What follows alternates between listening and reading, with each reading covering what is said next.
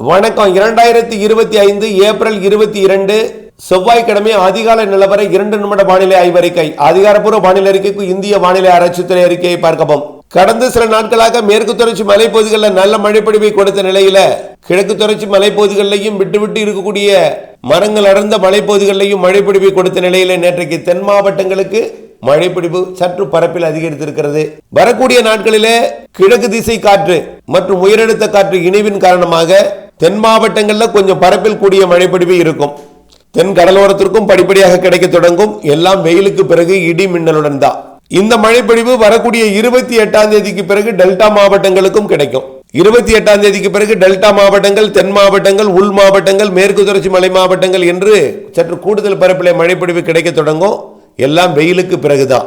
இலங்கையில் தொடங்கி இருக்கும். இலங்கையிலும் மழைப்பிடிப்பு மதியத்தில் தொடங்கும். அந்த மழைப்பிடிப்பு நள்ளிரவுக்கு பிறகு அதிகாலை நேரத்தில் மன்னார் வளைகுடா வழி தென்கடலோரத்திற்கு வந்து நனைக்கும் மழை, தூறல் மழை, லேசான மழைப்பிடிப்பை கொடுக்கும்.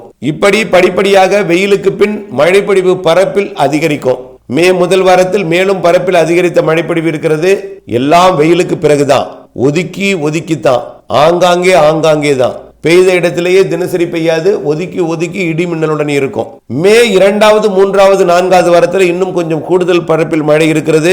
இருந்தாலும் வெயிலுக்கு பிறகுதான். ஒதுக்கித்தான். ஆக வானிலையோட விரிவான அறிக்கையுடன் இணைந்திருந்து வானிலை அப்டேட்ஸ் அறிந்து விவசாயம் செய்ய அன்போடு கேட்டுக்கொள்கிறேன். நன்றி.